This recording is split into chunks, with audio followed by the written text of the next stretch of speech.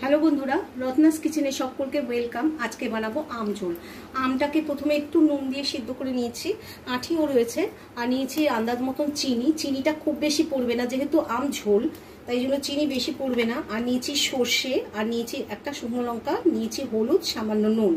তো কড়াইতে তেল দিয়ে দিয়েছি, এবার ফোড়নটা দিয়ে দেবো। একটা ফোড়ন হয়ে গেছে, দিয়ে দিচ্ছি হলুদ, আর দিয়ে দিচ্ছি সামান্য নুন, যেহেতু বলেই দিয়েছি নুন দিয়ে কিন্তু এটাকে সিদ্ধ করা আছে। আর এবার আমটা ছেড়ে দিচ্ছি, জল সহই ছেড়ে দিচ্ছি। এবার একটু নাড়াচাড়া করে নিচ্ছি। দেখতে কিন্তু ভীষণ সুন্দর হয়েছে।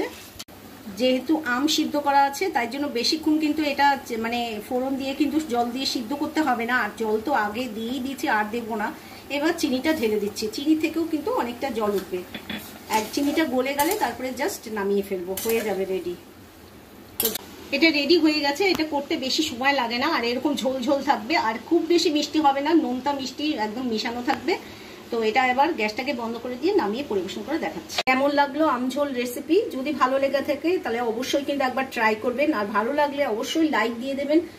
প্লিজ, লাইক দিতে কোনো পয়সা লাগে না, আপনারা কিন্তু চেষ্টা করবেন যখন ভিডিওটা দেখছেন অবশ্যই কিন্তু একটা লাইক দিয়ে দেবেন।